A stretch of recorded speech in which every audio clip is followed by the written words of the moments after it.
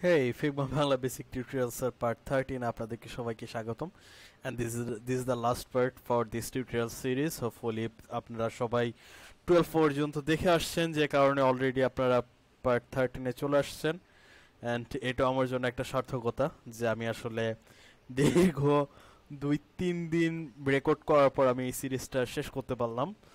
and এই পার্টে আমরা কি করতেছি না করতেছি চলেন দেখি। একেবারে লাস্ট টাস্ক যে এই পার্টে আমরা দেখতেছি আমরা কিভাবে আমাদের ডিজাইন করা ফাইল আসলে এক্সপোর্ট করতে পারি।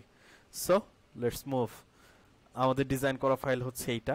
এই ফাইলটা আমরা আসলে কিভাবে এক্সপোর্ট করতে পারি, আমরা বিভিন্ন এলিমেন্ট এক্সপোর্ট করতে পারি, যেটা আমি একজন ডেভেলপার হিসেবে কিভাবে ফিগমা ইউজ করতে হয় ওইটাতে দেখাইছি। আপনারা এখানে বিভিন্ন এলিমেন্ট যদি ক্লিক করেন তাহলে দেখবেন নিচের দিকে এক্সপোর্ট অপশন আসতেছে and export pixels photo by আচ্ছা এটা হচ্ছে এই ইমেজটার নাম। and এখান থেকে আপনারা ডিফাইন করতে পারেন এটা কি হিসেবে এক্সপোর্ট করতে চান। শুধু এটাই না, আপনারা যদি চান এই টোটাল পেজটা এক্সপোর্ট করতে পারেন, বা এই ফ্রেমটা সিলেক্ট করার পরে যদি নিচের দিকে আসেন তাহলে দেখবেন যে এক্সপোর্ট হোম পেজ। অ্যান্ড যদি দরকার পড়ে যে এটা আপনি অন্য কোনো ফাইলসে কনভার্ট করতে চান তাহলে এসভিজিতে অথবা পিডিএফ এ এক্সপোর্ট করতে হবে, দেন পিডিএফটা যে কোনোটাতেই ওপেন করা যায়, like that Adobe XD, Photoshop or Illustrator, everything যে কোনোটাতেই পিডিএফটা সাপোর্ট করে। সো পিডিএফটা এক্সপোর্ট করতে পারবেন। And Figma to Figma it's easy to control, edit and view, and they are too much accessible for this reason. তারা মার্কেটে এখনও টিকে আছে খুব দাপটের সাথে। অবশ্যই খুবই পাওয়ারফুল একটা ইউআই টুলস ফিগমা। সো আপনারা যারা বেসিক থেকে শিখতেছেন তারা বুঝতেই পারতেছেন ওই অ্যাক্সেসিবিলিটির কারণে আসলে ফিগমার কোনো ফিক ফাইল টাইল এই টাইপের কোনো একটা বিষয় নাই মেবি, কারণ আমি এক্সপোর্ট এই টাইপের অপশন পাইতেছি না।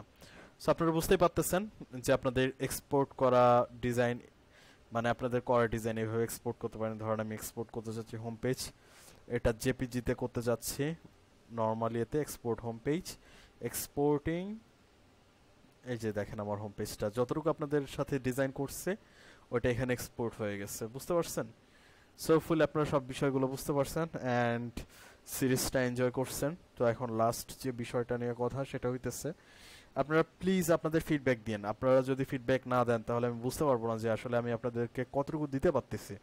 আর যদি এটা দিতে না পারি তাহলে আমি নিজে ইন্সপায়ার্ড হইতে পারি না, আপনাদের জন্য আসলে আরও কিছু করার মতো শক্তি সামর্থ্য থাকে না। কারণ অফিস করার পর নানা ক্লায়েন্টের নানা প্রজেক্টস করার পর আর মন চায় না, কিন্তু তারপরেও স্টার্ট করছি, দেখা যাক কতটুকু পর্যন্ত মানে করতে পারি আপনাদের জন্য।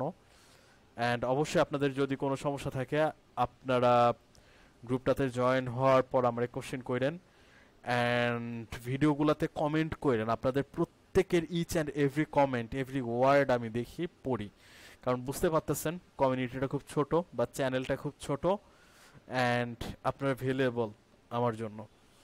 আপনারা বলতে পারেন আমার ইন্সপায়ারেশন, এভরিথিং এভরিথিং। অ্যান্ড কাজের জন্য টাকা ইন্সপায়ারেশন তো আছেই, ক্রিয়েটিভ ডিরেক্টর আছে অ্যান্ড প্রজেক্ট ম্যানেজার আছে, ক্লায়েন্ট আছে। সো তাদের কাছ থেকে ইন্সপায়ার্ড হইতে পারি তাদের প্রজেক্টে, বাট ভিডিওগুলো করতেছে আপনাদের জন্য, আপনারা জাস্ট আপনাদের ফিডব্যাকগুলো দিন। আপাতত এই ছিল টিউটোরিয়াল সিরিজ। ওভারঅল মানে এই সিরিজটা সম্পর্কে আপনারা দয়া করে একটু বললেন। আর আপাতত বিদায় নিচ্ছি, বাই বাই, টাটা। অ্যান্ড আপনারা কেমন শিখলেন, কেমন কাজ করলেন, আপনারা আপনাদের মতো ভিডিও করে আমার কাছে পাঠাইতে পারেন, দেন আমি সেটা টেস্টিমোনিয়াল হিসেবে পাবলিকের সাথে শেয়ার করতে পারি। That's it. So bye bye.